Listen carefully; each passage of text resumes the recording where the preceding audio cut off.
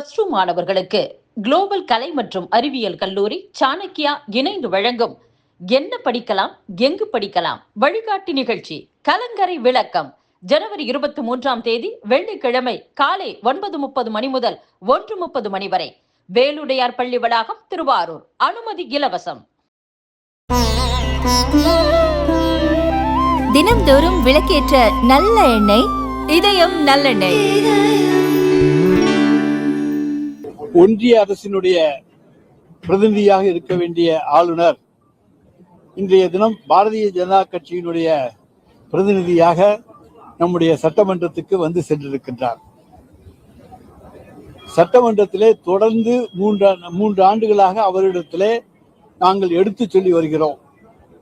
தமிழ்நாடு சட்டமன்றத்தினுடைய மரபு முதலிலே தமிழ்த்தாய் வாழ்த்து பாடுவது, நிகழ்ச்சி முடிந்தவுடன் இறுதியிலே தேசிய கீதம் இசைப்பது, தேசிய கீதம் பாடுவது, இது தமிழ்நாட்டினுடைய மரபு என்பதை எடுத்து சொல்லி வந்து கொண்டிருந்தாலும் கூட அவர் இன்றைக்கு பேச துவங்குகின்ற போதே தேசிய கீதம் பாடவில்லை என்று சொன்னார்.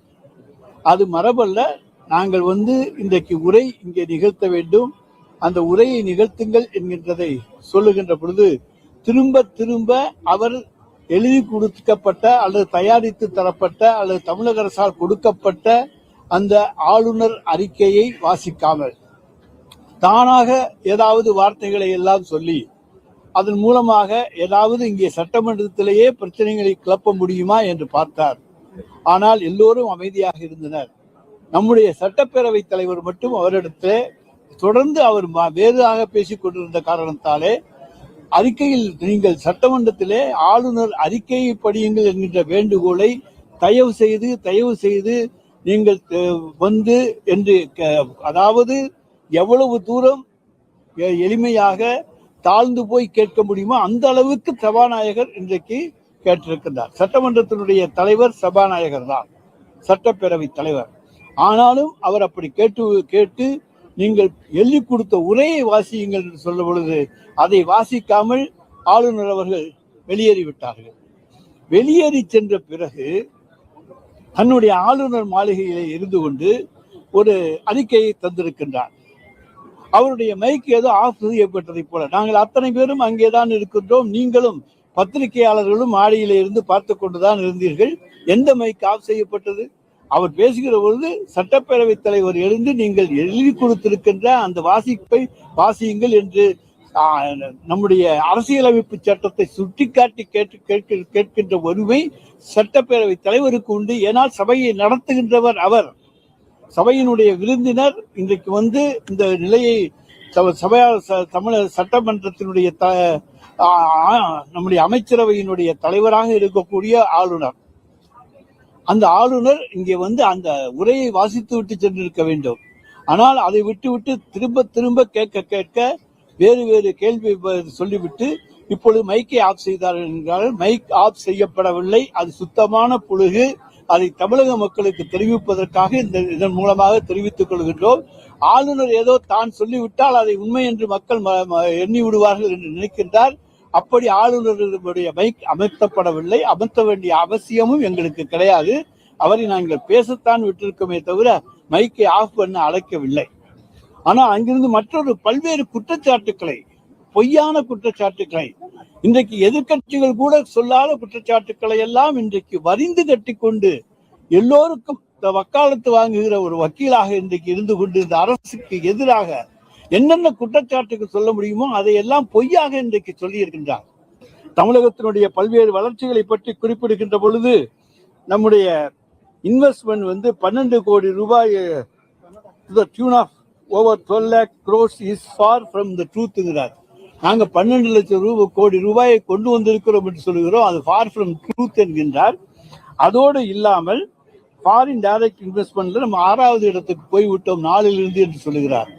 இந்திய ஒன்றியம் தன்னுடைய கணக்கிலே 11.9 பொருளாதார வளர்ச்சியை கண்டிருக்கிற மாநிலம் தமிழ்நாடு என்று இந்திய ஒன்றியம் அறிவித்திருக்கிறது. நாங்கள் அறிவிக்கவில்லை. ஆனால் இவர் எதை பார்த்து சொல்லுகிறார், எந்த கணக்கை பார்த்து கொண்டு சொல்லுகிறார், இவர் தூங்கிக் கொண்டு சொல்லுகிறாரா விழித்துக் கொண்டு சொல்லுகிறாரா தெரியாது. ஆனால் இரட்டை இலக்கத்துக்கு கொண்டு வந்திருக்கிறோம் என்று இந்திய ஒன்றிய அரசே ஒப்புக்கொண்டிருக்கிறது. அதை யாராலும் மறைக்க முடியாது. அதே போல தொழில் வளர்ச்சியிலே பல்வேறு மாநிலங்கள், பல்வேறு வெளிநாடுகள் இங்கே வந்திருக்கின்றன. பல தொழிற்சாலைகள் இன்றைக்கு உண்டாகி இருக்கின்றன. அதனால்தான் இந்த வளர்ச்சியை நம்மாலே எட்ட முடியும். தொழில் வளர்ச்சி இல்லை என்று சொன்னால் 11.9% பொருளாதார வளர்ச்சியை அடைவது என்பது சாத்தியமே கிடையாது. அதுக்கு அடிப்படை காரணம் தொழில் வளர்ச்சி, வேலை வாய்ப்பு. எனவே இந்த வேலை வாய்ப்பு, தொழில் வளர்ச்சி இவற்றை பற்றி ஆளுநர் சொல்லியிருப்பது முற்றிலும் உண்மைக்கு புறம்பானவை என்பதற்கு ஒன்றிய அரசினுடைய கணக்கெடுப்பே சரியானதாக. உங்களுக்கு 11.9% பொருளாதார வளர்ச்சி என்பது தமிழ்நாட்டினுடைய வளர்ச்சி. அதை இன்றைக்கு ஆளுநர் அவர்கள் பொய்யாக சட்டமன்றத்திலே சொல்லவிருப்பதாக ஆளுநர் மாளிகையில் இருந்து இன்றைக்கு சொல்லி இருக்கின்றார். அது அவருக்கு தான் தெரியும். தமிழ்நாட்டின் மீது என்ன விரோதம் என்பது அவருக்கு தான் தெரியும். 11.9 பொருளாதார வளர்ச்சி எப்படி தமிழ்நாடு வந்தது என்று நீங்கள் தான் போய் கேட்க வேண்டும். 11.9% இங்கே தொழிற்சாலைகள் வரவில்லை, வேலை வாய்ப்பு பெருகவில்லை என்று சொன்னால் எப்படி 11.9% பொருளாதார வளர்ச்சியை தமிழ்நாடு எட்டும் என்று ஆளுநரை கேட்க வேண்டியவர்கள் நீங்கள் கேளுங்கள். வெளியே போன 10 நிமிஷத்துல 3 பக்கத்துக்கு அறிக்கை வருது. ஆமா, அப்ப அது முன் தயாரிக்கப்பட்டதா? முன்னாலேயே தயாரிக்கப்பட்டுத்தான் ஏன்னா ஆளுநர் இங்க இருந்து வெளியேறுகிறார். வெளியேறிய உடனேயே அந்த அறிக்கை ஆளுநர் மாளிகையிலிருந்து வருகிறது என்று சொன்னால் எல்லாம் திட்டமிடப்பட்ட வேலைகள் தான். எனவே அவங்க முன்னாலே தயாரித்து வச்சிருக்கலாம். எங்களுக்கு அதை பத்தி கவலை இல்லை. தமிழ்நாட்டை குறை சொல்ல வேண்டிய எனது தேர்தல் ஆண்டு 2026 தேர்தல் ஆண்டு. இதில் ஆட்சியை பற்றி ஏதாவது குறை சொல்ல வேண்டும் என்பதற்காக அவர் கனவு கண்டு கொண்டிருக்கிறார். 11.9% பொருளாதார வளர்ச்சியை மூடி மறைக்க யாராலும் முடியாது, எந்த சக்தியாலும் முடியாது என்பதை நான் தெரிவித்துக் கொள்கிறேன்.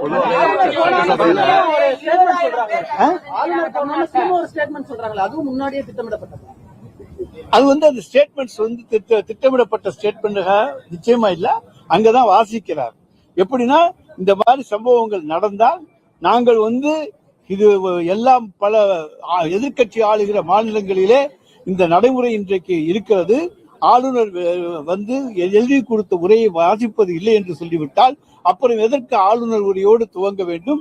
அதற்கு ஒன்றிய அரசிலே நாங்கள் எங்கள் பாராளுமன்றத்திலே நாங்கள் அதற்கான அரசியல் சாசன சட்ட திருத்தத்தை தான் கொண்டு வருவோம் என்று சொல்லியிருக்கோமே தவிர நாங்களாக நீக்கப் போகிறோம் என்று சொல்லவில்லை. அந்த சட்ட திருத்தம் கொண்டு அதன்படி நீக்குவோம் என்றுதான் சொல்லி இருக்கின்றோம். அது சொல்லுவதிலே தவறில்லை. தமிழ்நாடு அரசு மரபுபடிதான் சட்டப்பேரவையில் செயல்பட்டு சபாநாயகர் பேசியிருக்காரு. அதே மரபுபடி தலைமைச் செயலகத்திலே செய்தி இருக்கக்கூடிய செய்தி அறிக்கை முதல் முறையா ஆளுநர் பேசக்கூடிய அந்த ஆடியோ வராம துண்டிக்கப்பட்டிருக்கு. அவருடைய மைக்கும் ஆஃப் செய்யப்பட்டதா ஆளுநரும் கூறுறாரு. இது சரியான நடைமுறையா, அது மரபுதானா? உங்க இதுக்கு எதுக்கான மைக் வரவில்லை என்பது டெக்னிக்கல் கோளாறா இல்லையா என்பது பற்றி எனக்கு தெரியாது. ஆளுநர் பேசும்போது ஏன் வரலை என்பது எனக்கு தெரியாது. அதை நான் விசாரித்து சொல்லுவேன். அதுதாங்க ஒவ்வொன்றுக்கா வரணுங்க. அடுத்து 2வதா சொல்றாங்க தமிழ்நாட்டில் போக்சோ கேஸ் அதிகரிச்சிருக்கு, பெண்களுக்கு எதிரான கொடுமைகள் அதிகரித்திருக்கிறது என்றெல்லாம் இன்றைக்கு சொல்லியிருக்கிறார்கள். இன்றைக்கு நம்முடைய மாண்புமிகு முதலமைச்சர் அவர்களும் துணை முதலமைச்சர் அவர்களும் எந்த குற்றம் உங்களுக்கு எதிராக இழைக்கப்பட்டாலும் அந்த குற்றத்துக்கு உடனடியாக பரிகாரம் தேட நீதிமன்றங்கள், காவல் நிலையங்களை நாடுங்கள், அதனால் உங்களுக்கு பாதுகாப்பு கிடைக்கும் என்கின்ற வலியுறுத்தலை அரசாங்கம் செய்து வருகிறது. நீ உனக்கு தவறு நடந்தால் உடனடியாக போய் புகார் கொடு என்று கடந்த ஆட்சியிலே புகார் கொடுத்தால் கேட்க நாதி இல்லை. ஆனால் இந்த ஆட்சியிலே புகார் கொடுத்தால் உடனடியாக நடவடிக்கை எடுக்கப்படுகிறது. எனவே இன்றைக்கு புகார்கள் அதிகரிக்கிறது என்பதிலே எந்த விதமான தவறும் கிடையாது. மக்கள் தைரியமாக வரக்கூடிய சூழ்நிலையை நாங்கள் உருவாக்கி இருக்கிறோம். பெண்களும் குழந்தைகளும் தைரியமாக இன்றைக்கு புகார்கள் தருகிறார்கள் என்பதை நான் இங்கே தெரிவித்துக் கொள்ள கடமைப்பட்டிருக்கின்றேன். அவர்களுடைய தைரியம்தான் இதற்கு அடிப்படை காரணம். அதே போல போதைப் பொருள் நடமாட்ட சொல்றீங்க. போதைப் பொருள் தமிழ்நாட்டில் உற்பத்தியே கிடையாது. எங்கேருந்து வருதுன்னு உங்களுக்கு நல்லா தெரியும். எந்த மாநிலங்கள்ல இருந்து அதெல்லாம் அனுமதிக்கிறாங்க, எத்தனை கோடி லாபம் சம்பாதிச்சுக்கிட்டு அனுமதிக்கிறாங்கிறது தெரியும். ஏன் நீங்கள் அனுமதிக்கிறீர்கள்?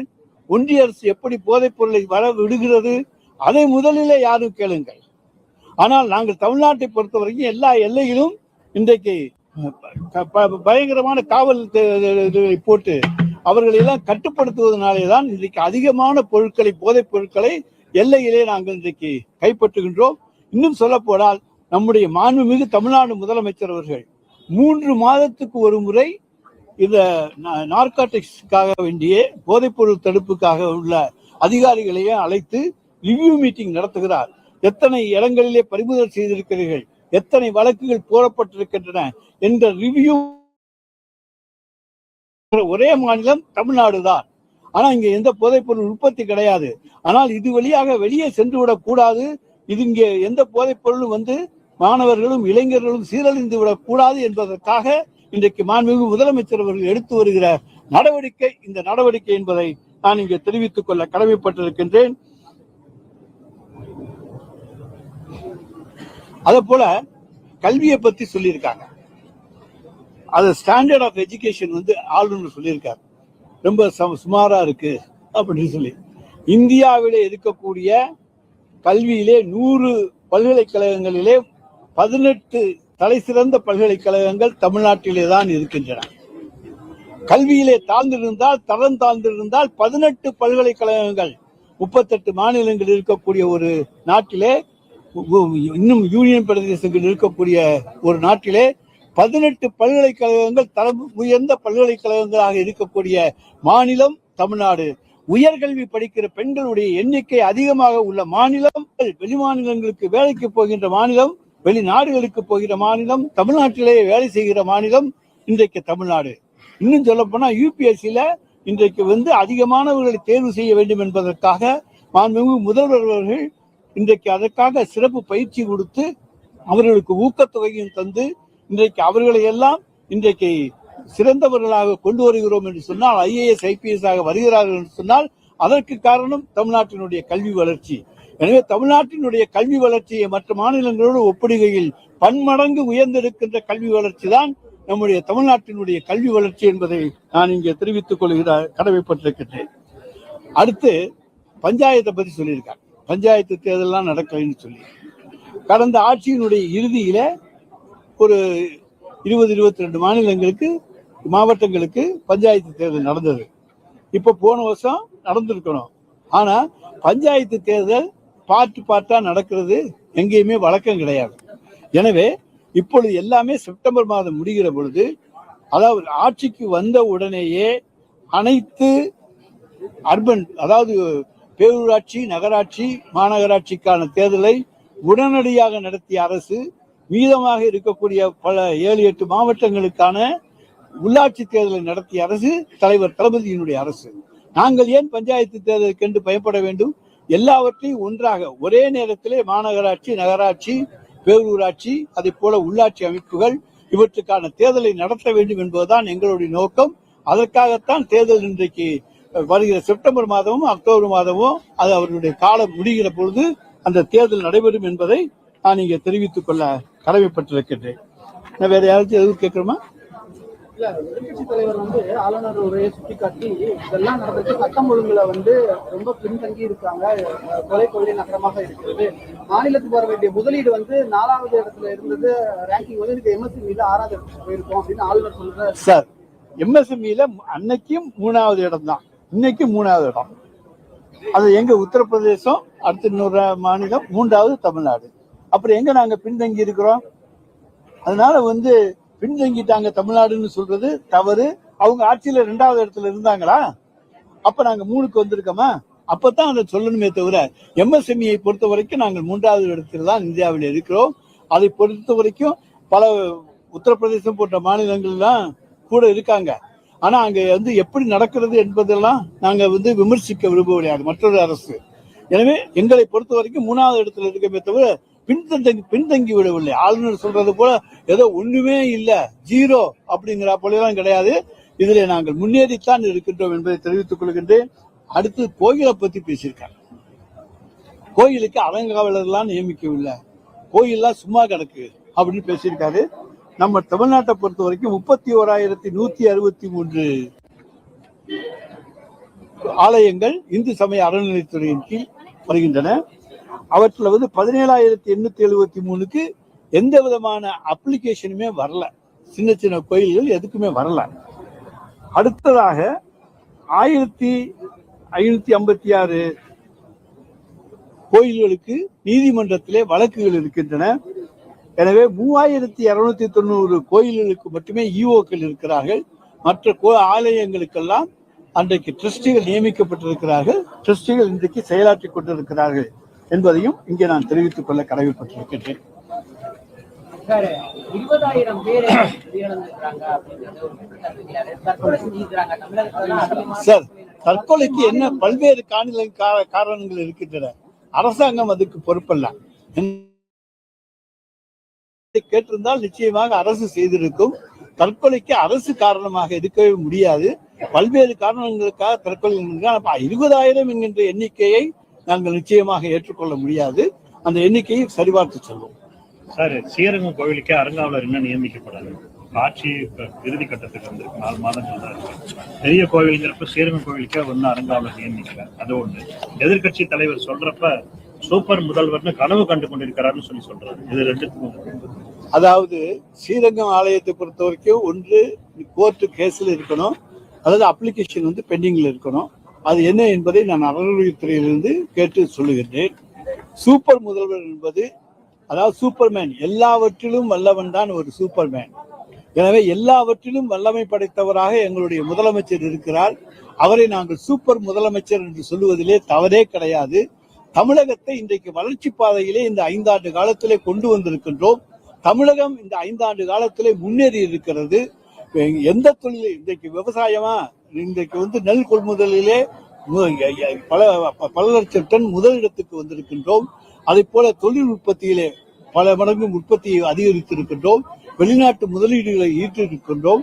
11.69% பொருளாதார வளர்ச்சியை எட்டி இருக்கின்றோம். இன்றைக்கு எங்களால பல்வேறு திட்டங்கள், மகளிர் உதவித்தொகையை, உரிமை தொகையை இன்றைக்கு முழுமையாக நிறைவேற்றிக் கொண்டிருக்கிற ஒரே மாநிலம் இந்தியாவிலேயே தமிழ்நாடு தான். டெல்லியில தேர்தலுக்கு அறிவிச்சுட்டு குறைச்சிக்கிட்டே வந்துட்டாங்க.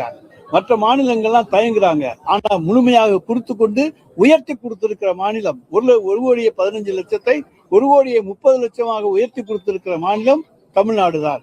அதே போல மகளிருக்காக விடியல் பேருந்தை, கட்டணமில்லாத விடியல் பேருந்தை தந்திருப்பது தமிழ்நாடு தான். பெண்கள் உயர்கல்வி படிப்பதற்காக புதுமை பெண், ஆண்களுக்காக தமிழ் புதல்வன் திட்டம், காலை உணவு திட்டம், இன்றைக்கு அகில உலகமே பாராட்டுகின்ற காலை உணவு திட்டம், இது போன்ற மக்கள் வளர்ச்சி திட்டங்களை எல்லாம் யோசித்து தந்திருக்கின்றார். அதோடு இல்லாமல் வயதானவர்களுக்கு வீடு தேடி அவர்கள் வீட்டிலே கொண்டு போய் ரேஷன் பொருட்களை தருகிற தாயுமானவர் திட்டம், இப்படி எல்லா திட்டங்களையும் தந்திருக்கின்ற ஒரு முதலமைச்சரை சூப்பர் முதலமைச்சர் என்று அழைக்காமல் வேறு எப்படி அழைப்பது? தேசிய கீதம் மீண்டும் அவமதிக்கப்பட்டிருக்கிறது என்று ஆளுநர் சார், தேசிய கீதத்துக்கு ஆரம்பத்திலே சொல்லிட்டேன். முதலில் தமிழ்த்தாய் வாழ்த்து, இறுதியில் தேசிய கீதம். அதுதான் தமிழ்நாட்டின் பழக்கம். நம்முடைய நிகழ்ச்சியில் சட்டமன்ற நிகழ்ச்சியினுடைய பழக்கம். அந்த மரபுப்படிதான் நாங்கள் நடந்திருக்கிறோம். மரபை மீறவில்லை. மரபை மீறினால்தான் தவறு. நாங்கள் மரபுப்படி நடந்திருக்கின்றோம். தேசிய கீதம் கடைசியில் இசைக்கப்படும். முதலிலே தமிழ்த்தாய் வாழ்த்து இசைக்கப்படும். ஆளுநர் உரை, ஆண்டின் முதல் கூட்டத்தொடர்ல ஆளுநர் உரை அப்படிங்கிற நடைமுறையை கைவிடுறதுக்கு ஏதாவது நடவடிக்கை எடுக்கணுமா முதலமைச்சர்? இன்னைக்கு அதாவது அது வந்து அரசியல் சாசன சட்ட திருத்தம் கொண்டு வந்து ஆண்டின் முதல் அறிக்கையில் முதல் கூட்டத்தொடர் ஆளுநர் அறிக்கையோடு துவக்க வேண்டும் என்பது, இது போன்ற நிலைமைகள் தொடர்ந்தால் நிச்சயமாக எல்லா மாநிலங்களும் ஒத்த கருத்துடைய எல்லா மாநிலங்களும் இணைந்து அந்த மாதிரியான ஒரு தீர்மானத்தை, அமெண்ட்மெண்டை கொண்டு வருவோம். ஆளுநரோட தேநீர் விருந்து திமுக பங்கேற்கிறார். அது பற்றி முதலமைச்சர் முடிவு செய்வார்.